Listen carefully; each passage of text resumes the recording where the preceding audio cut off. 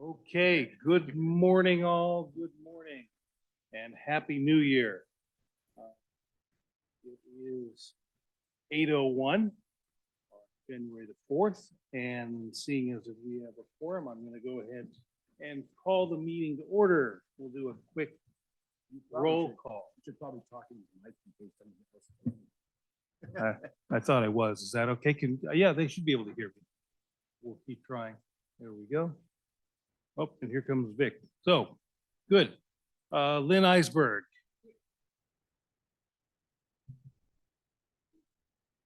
Craig Heber. Here. Marianne Plunder. Here. Chris Ronis. Here. Jerry Sheffrin Here. will be absent. Vic Schachter. Here. Happy New Year, Vic. Bud Trapp. Here. Rob Young Here. and Randy True. Okay, Randy is not here as yet. Okay, having a quorum, I'm going to go ahead and start the meeting, and we will begin with oral communications. Do we have anything from anyone either on the committee or in the audience who would like to speak on something that is not on the agenda? Okay, hearing none. I have a couple of real quick points.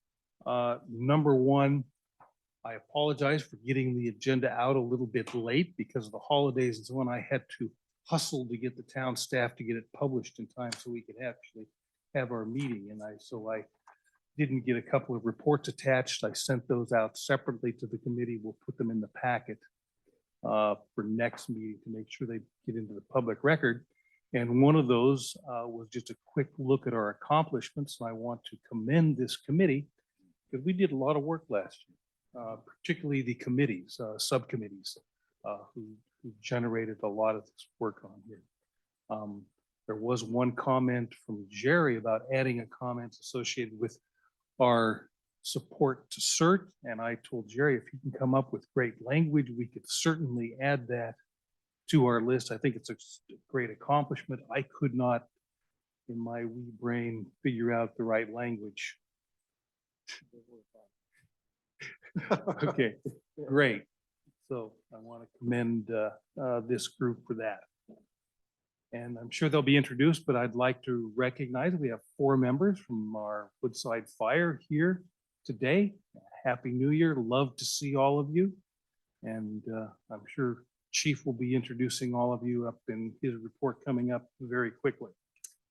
Okay, on to item number 4, review and approval of the minutes from December 7th. We have a motion. Second. All in favor? Aye. Aye. Thank you. On to number 5, town status report. The town manager was invited to this meeting.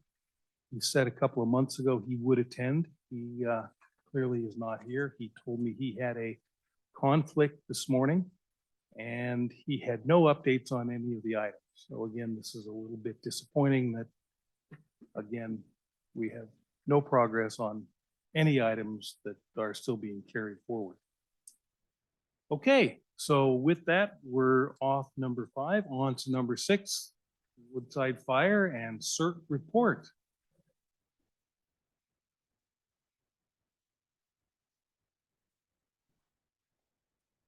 Probably not. You may have to use Vic's mic.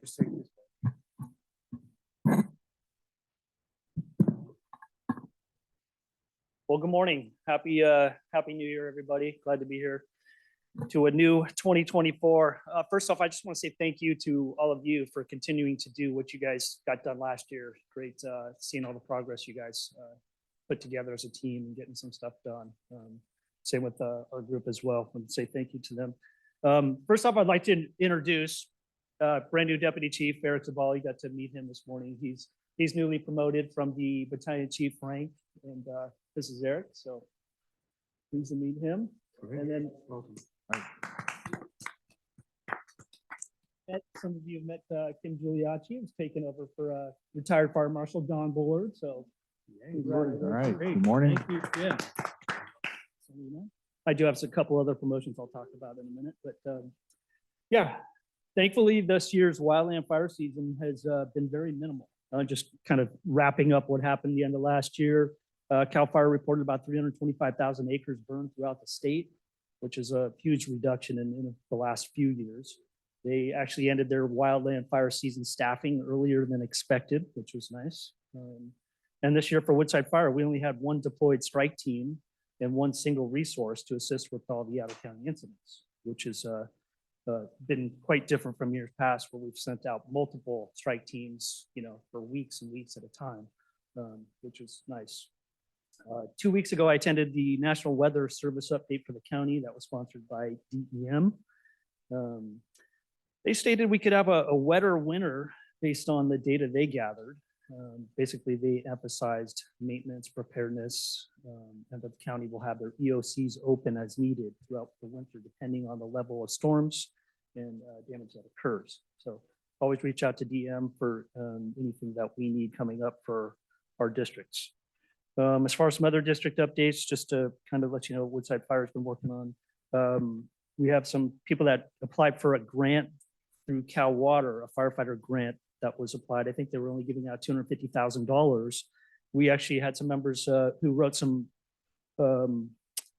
narratives for some equipment, and we were able to obtain a grant for $32,000 to replace all our firefighting nozzles, which they're about 20 years old, and it was nice. We actually got the grant, a portion of that $250,000, which will help us buy all new frontline firefighting nozzles for our fire apparatus.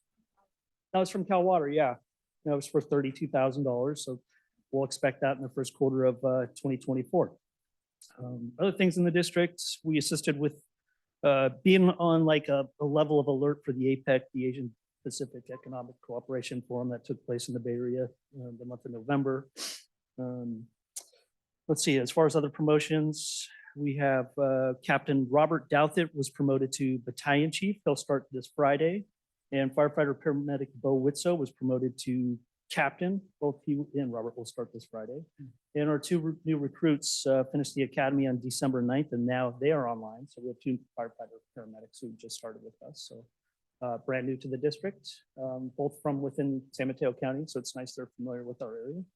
That's really all I have. Any questions for me? Yeah, we work in conjunction with the College of San Mateo, and we host one big fire academy. So there's a mix of there's about 30 people in the fire academy that start out. Half are students, half are paid firefighters that we've hired, and we do a joint academy that's kind of hosted throughout San Mateo County. So every fire department within San Mateo County pitches in to help train. It's a 15-week program. Yeah, 15 weeks, and then we extended another week to get some other training done for them, and then we bring them back here for a week of days to learn all our Woodside fireways, and then put them on. Tom, I have a question.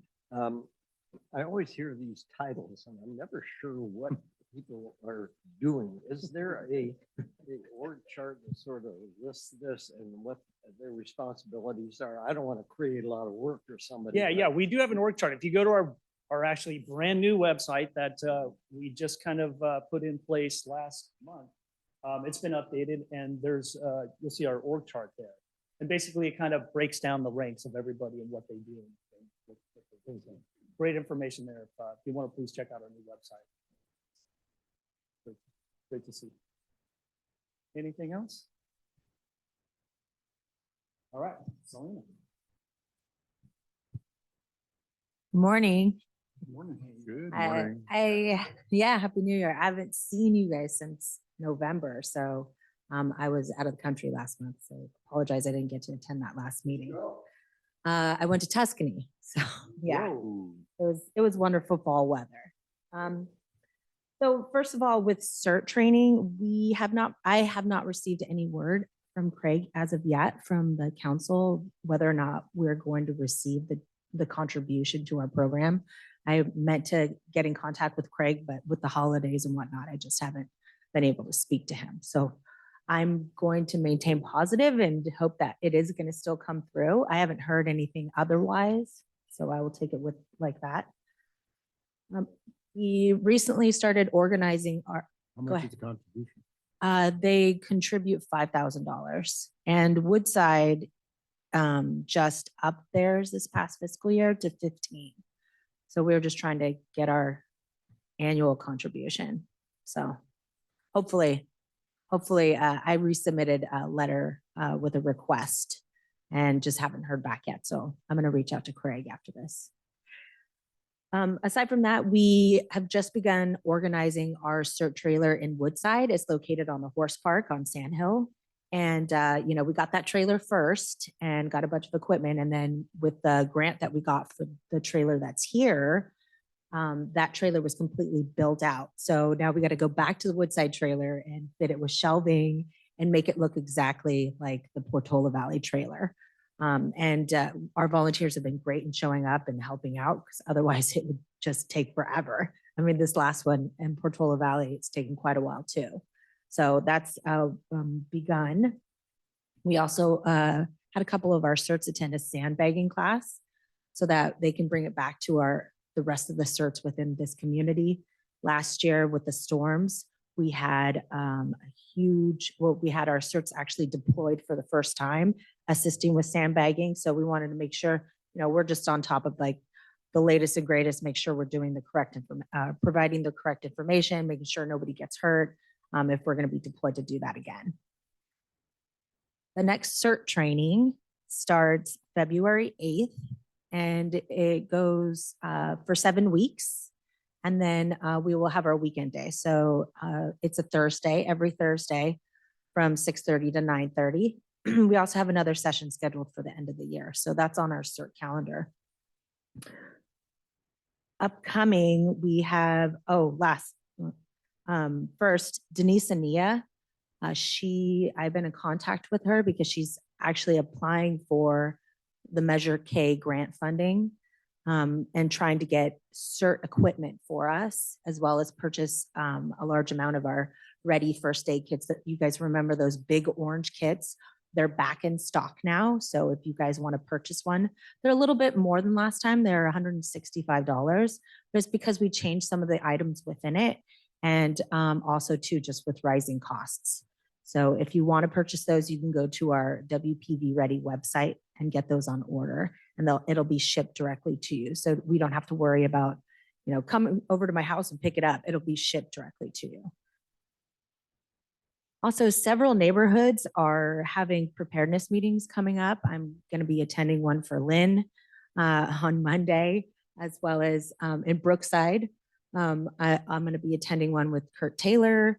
And then in Woodside Hills on Ridgeway, we're doing one, which is great because it just is showing more interest and getting more people involved, kind of reinvigorating the Ready program. So looking forward to report back on that as well. The main thing that's really piqued people's interest is Firewise, obviously. So a lot of these areas, they want to know about Firewise. Already mentioned the first aid kits. A new training we're offering is grandparents getting started. So we do charge a fee for this training. It's $25. It just covers the manual. And we haven't offered this training before. I currently teach what's called safe sitter classes. So it's how to teach children from grade 6 to 8 how to be safe babysitters. It gives them business skills, rescue skills, behavior management. And so that same program created this new one called Grandparents Getting Started. And what's really cool about it is it uses the latest research and data from scientists and doctors on behavior management, rescue techniques. We go over choking, and it's a 3-hour training. So our first training will be at the end of this month on January 31st. And if you want to register, you can go to the Woodside Fire website or just email me because I'll be teaching the class.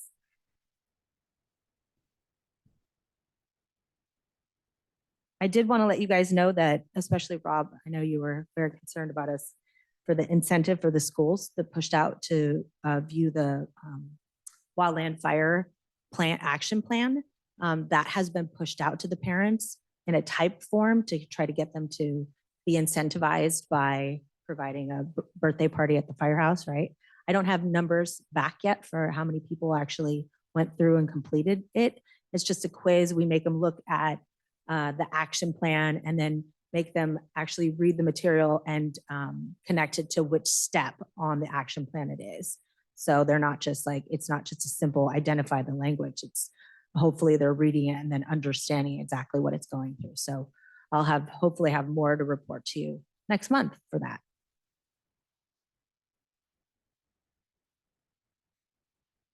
The last thing is, yeah, I didn't get to mention to you guys, we did have an open house in December for the holiday.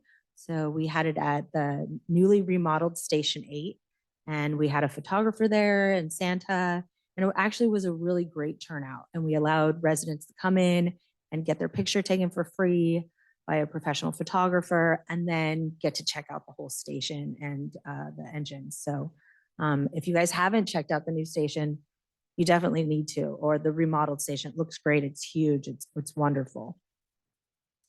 And that's all I have. Do you guys have questions for me? So the Portola Valley one is right over here by the satellite station, the police, where it's the white trailer. You can't tell what it is from the outside, but when we pull it out on the inside, we have banners and like big static clings. So we put, cert on the outside. It looks really cool once we have it all set up. And like I said, the other one's in Woodside. Eventually we want one up on the top of Skyline. That will be our last command post, but we have to find the personnel first. Oh yes, when disaster strikes, prepare, act, survive. So that's coming up here. Is it next weekend, I believe? Yes. Oh no, weekend after. It's in 2 weekends. There's still like a couple more slots left. It goes from a Friday half day and then a full day on Saturday. It's the 19th and 20th. So if you guys want to attend that, it's a free training. It's really good. We're bringing instructors from Texas in to teach the curriculum. So I'm really excited about it. Lynn actually went through it, and she's the one that encouraged me to get the instructor here. So thanks, Lynn.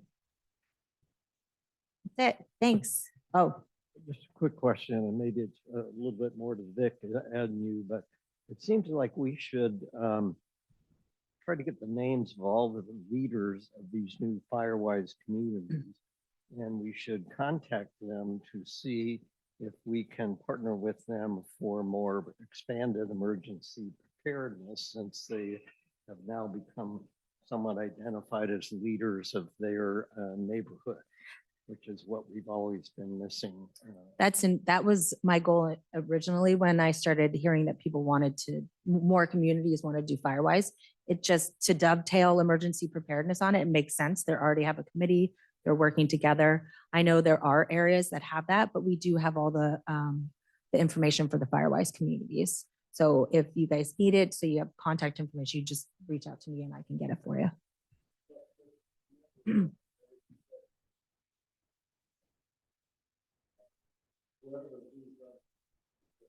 Yeah.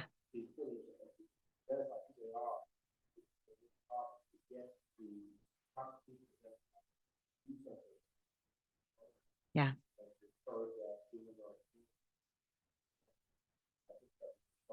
Yeah, and I think right now the Firewise communities that we have in place, we have 4.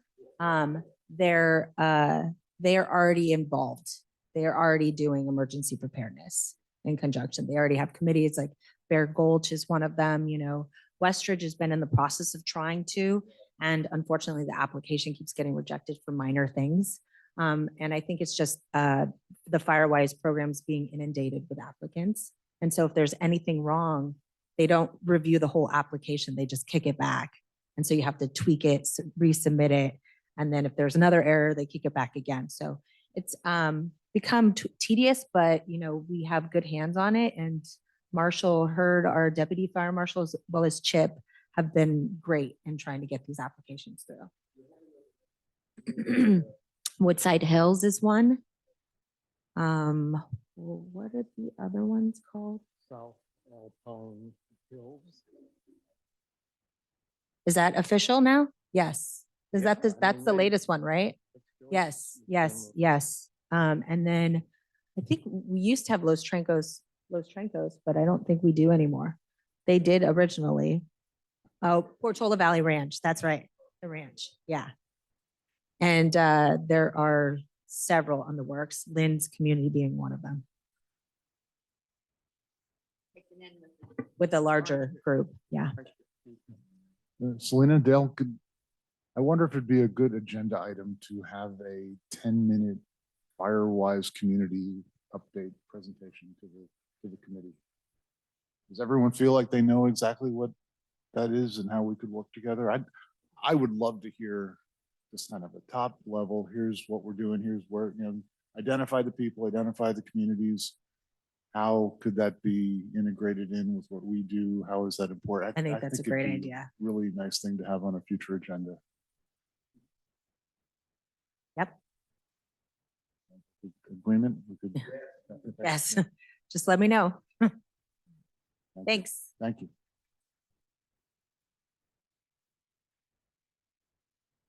See a hand up from Doug Keaston out in the audience. Doug, go ahead.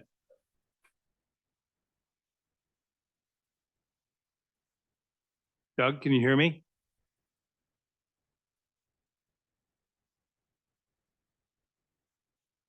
Okay, his hand dropped. Okay, any other questions for Selena or Woodside Fire? Well, we have them. How about just a collective thank you for all that you've done in the last year? I know you talked about what happened inside that, but just from the outside looking in, amazing. And thank you guys for everything that you do. The last thing I wanted to mention for Kim is she's holding the second ordinance workshop. That's coming up on January 15th. It starts at 6:30. It's going to be here. Will it be recorded again too? Available? Okay, yeah. And she'll be addressing several of the questions that were asked at the last meeting. So strongly encourage you guys to attend. Will it be Zoom too? Yes, it will be Zoomed. Okay, thank you very much. On to item number 8, election for of officers for the coming year, 2024. What? Oh, 7. I skipped over something. Okay, evacuation status. Craig Taylor, of course, is not here. We've got maybe an update from Vic and/or Rob. I think Vic is. You need your mic back. Yep. No, I'd like for you to take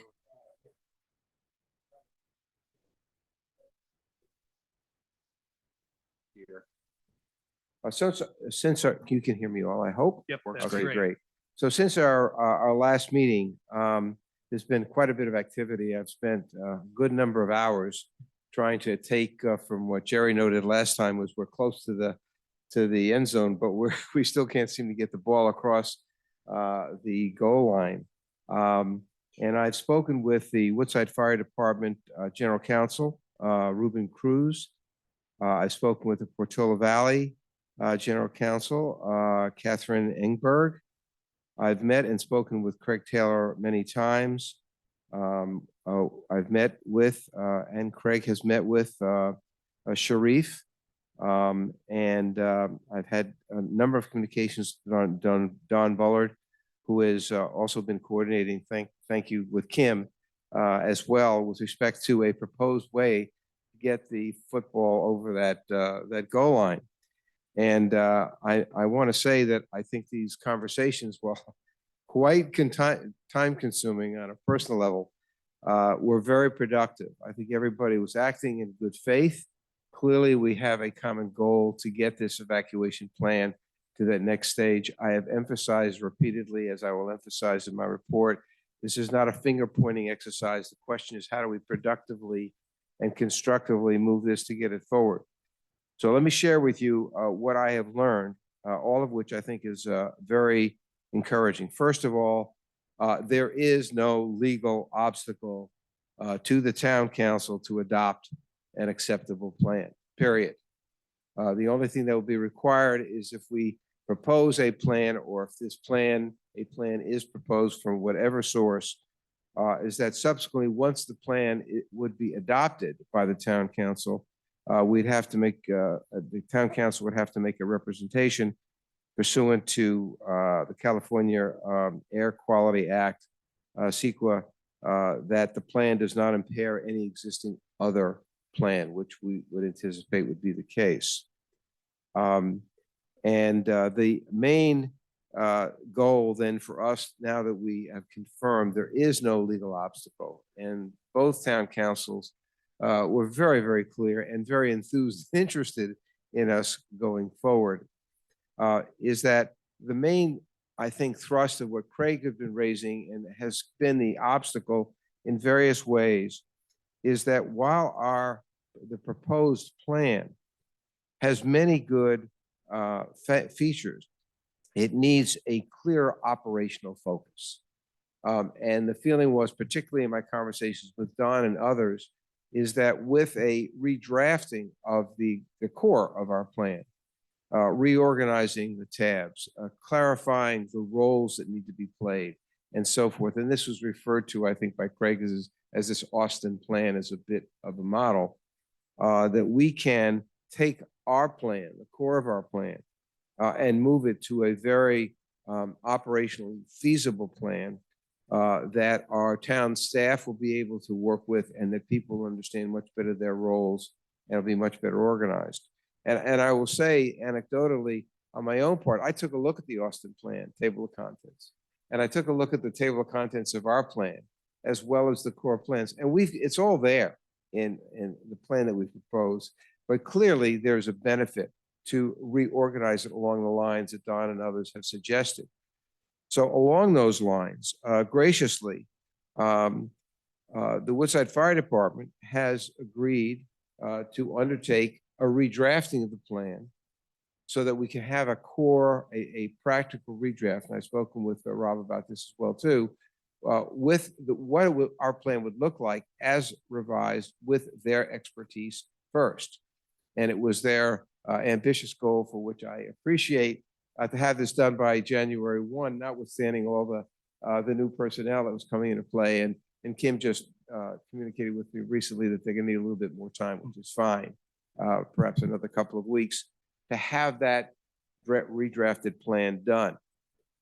When that is done, then everybody's going to have, all the key stakeholders are going to have an opportunity to respond. And this is very important to Craig, particularly, and to all of us, that the town will then have an opportunity to respond to whether that new plan is operationally feasible from their perspective. Of course, they'll be consulted in the course of it, but we want to give them a clear opportunity once their redraft is done to provide that input. Once we've gotten that input, then all the other stakeholders, ourselves, the EPG, any other people of the kind of from the institutional perspective who wants to look at that plan and comment on it, will have an opportunity to do so. Once that is completed, then, and this is Craig's recommendations, he felt much more strongly about that than I did. I'm sorry he's not here for me to hear me say this, but he felt it was really important, and I would say politically and substantively also, he believes that the plan be presented by the staff, by the town manager, to the town council. I'm a little bit more of the view that it should be a joint presentation, that it should be with the EPC together with the town. It gives greater credibility. Craig, for reasons that I think he believes, again, in good faith, very genuinely, he just feels it'll be that much better received if it is presented by the town council. I do not want to get into one of these discussions about the value of that one way or the other. And unless any of you feel strongly about it, I'm happy to continue to work with our new town manager, who's been wonderfully cooperative and available, notwithstanding a very busy schedule.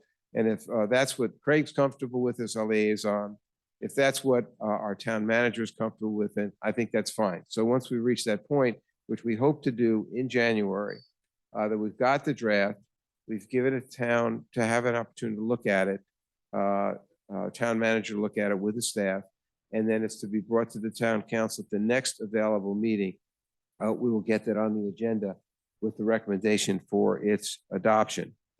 So we will have an opportunity, obviously, as the EPC, to look at that as well too. So I want to close by commenting on that Sharif considers this, I think, Jerry, you raised this last time, clearly considers to be a high priority. And as soon as this is ready, he sees this together with some very high, even a few higher priorities on the financial side. He definitely sees this as a high priority item for us to move on, and he is clearly sensitive to it and ready to move forward on it. So I felt very comfortable in my conversations with him with regard to this. But he said we, of course, need to be realistic, given what our staff is. Our ability to implement it with staff will have to be carefully monitored, but we need to make it operationally workable to make that happen. San Mateo County will probably also need to be okay this, and that's anticipated that will not be much of a problem. So what I strongly recommend is that we follow this process. Again, not spend our time wasting time finger pointing anybody as to what could have been done. That we adopt this procedure, and I'm willing to continue to facilitate this from a distance. It's been a real time suck over the December period of time, but with wonderful people all cooperating, for which I personally express my gratitude, particularly Woodside Fire folks and the new town manager. But I think we've got this on the right track. And given that we're at the end of the fire season, hopefully it'll be relatively quiet. In an orderly way, we'll be ready to take this back to the town council with a well-accepted and acknowledged program. That's my update. Any questions or comments with respect to this? Jerry? Vic, just a quick question. Where does law enforcement interface with this? Is Woodside going to be working with them? Because during the evacuation, I'm assuming that law enforcement has a big role. So somewhere they need to be part of this operational discussion. Sure. That's not been within the purview of my area. I don't know if anybody, sure, absolutely. I welcome that. Good morning. So in answering your question, the San Mateo Sheriff's Office is heavily involved in the process, which is part of what the emergency evacuation plan dictates. It actually it's broken down by everybody: town's responsibilities, the fire department's responsibilities, the sheriff's department, the Department of Emergency Management of San Mateo County. So everyone has a role to play.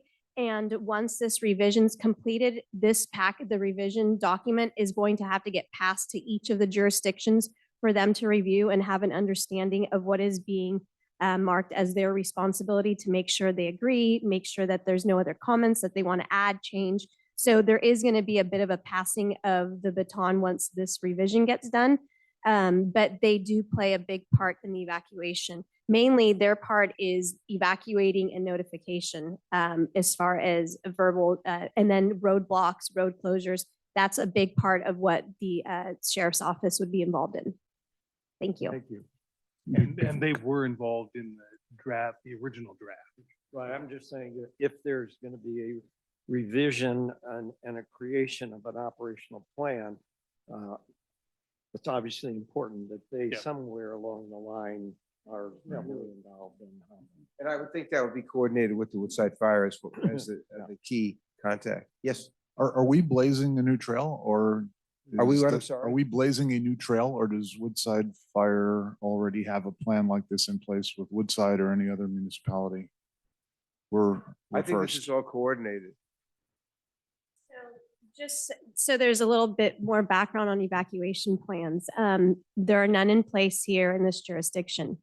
I can tell you in other jurisdictions, they have one in place, but it's usually the responsibility of the city or the town to come up. Every entity needs to come up with their own evacuation plan. Now, as far as the coordinating between fire departments and all the jurisdictions that would be affected by those evacuation plans, they usually get reviewed by each entity when the city or town comes up with their plan of all the different moving parts. So here in this jurisdiction, there currently wasn't one, which is something that's obviously why it's being worked on.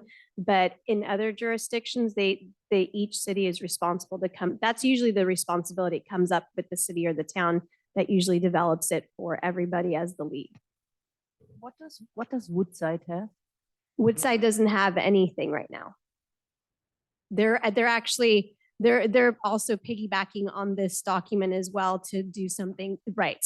And especially because we do have blurred lines between Woodside and Portola. I mean, there's a lot of things that would be very similar, and operationally, it would be exactly the same thing. Thank you. I do want to make one closing comment because Dale noted that our town manager is not here. But I want to tell you, you've seen his metaphorical action sucking from a hose at the last picnic. There's just so much, a water hose coming into his mouth because there's so much going on. But I want to say to you that he has been really totally responsive to our work in this area. And when we've met with him, he's made the time available. He's given us undivided attention, and he will continue to give us top priority support consistent with what his staff can do. So it's been a real pleasure to be able to work with our new town manager in that regard. And I'm very encouraged by all of that. So thank you very much. If you have any questions we want to discuss this afterwards, I'm happy to talk to you further, but I think we're getting I there. think it just goes to show that you need a lawyer to get something done. So that I will not open that up for a motion for sure. Thank you. Thanks, Vic. Thank you very much, Vic. Okay, so hopefully everything is on track there and we can get some progress. Okay, any comments, Rob? Anything from your side? Nope. Thanks, Vic. Okay, on to item number 8, election of officers for 2024. I guess nominations are now open for chair. So I nominate Chris Ronis for chair. Second. Any other nominations? Okay, all in favor?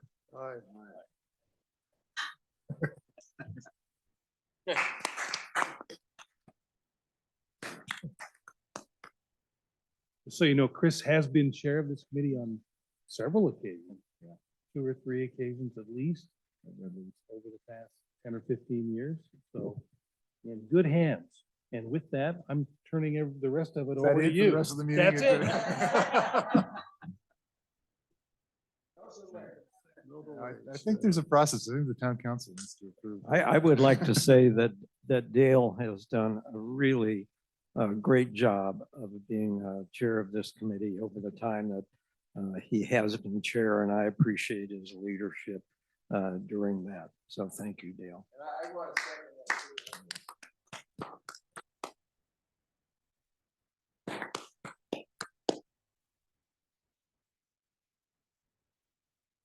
Carry on. No, you're in charge. No, I do believe there is a process.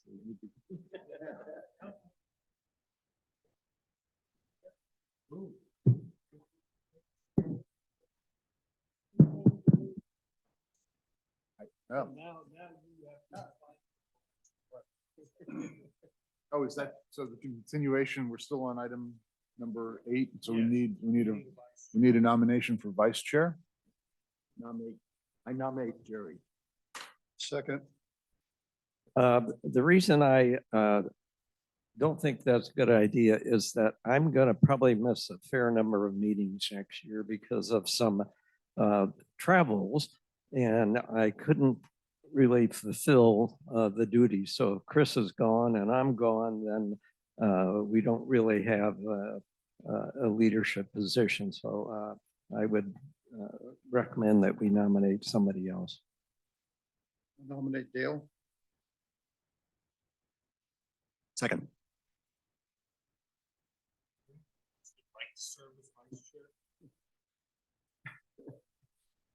Jerry, do you plan to be available the following year, or is this a 1-year thing, or you're not sure that this is? Yeah, I know. We're taking several longer RV trips, and I just don't know whether I'll be available on Zoom or not. And for the most part, I think whoever is running the meeting, should be here as much as possible. So I just, I'm willing to take it. I just would want everyone to understand that I have that complication.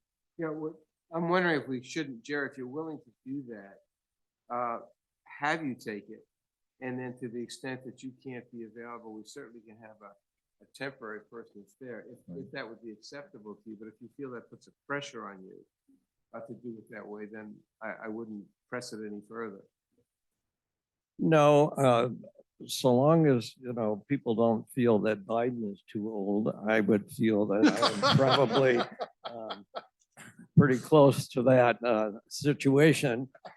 So You're at least 40 years younger than Joe Biden, aren't you? don't I wish?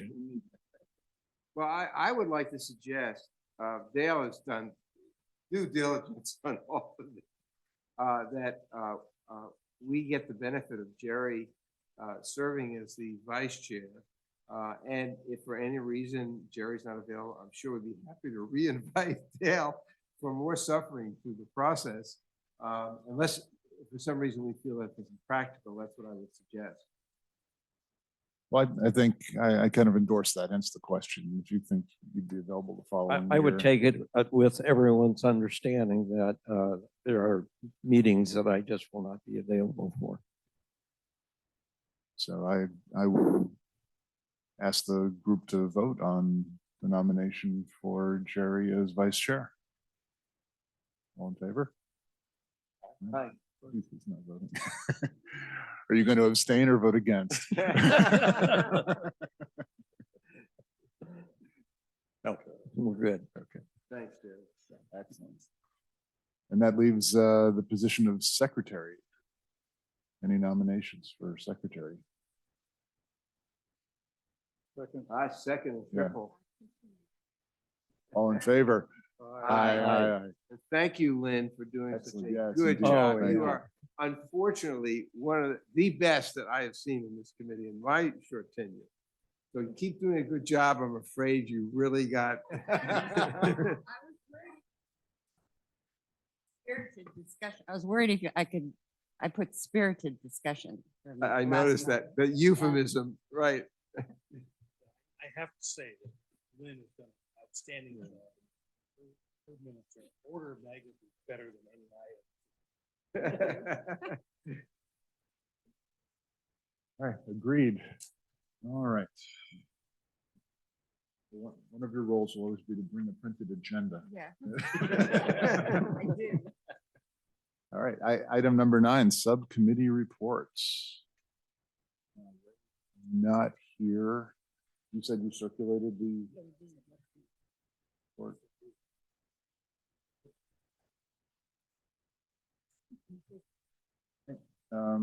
Evacuation is done. Already done? Yeah. Neighborhood outreach. Nothing new on that. All right. Resident outreach, Nothing new. ad hoc safety element. I really don't know where that is. You don't know what that is? Where it is. Oh. Thanks, Chris. I've seen committees headed before. I don't know what it is I'm supposed to do. You know, actually, Chris, I'd like to make one comment if I could on the neighborhood outreach, which continues unchanged. That is to say, to identify the leaders as everybody's in Woodside's trying to do, we're trying to do, and the frustration in that regard. I did get contact from Chip, and he asked me if I would participate in the fire, the various fire initiatives, fire prevention initiatives that are going on in the county. And I don't know that I really have the time to do it, but I am going to speak to him actually this week.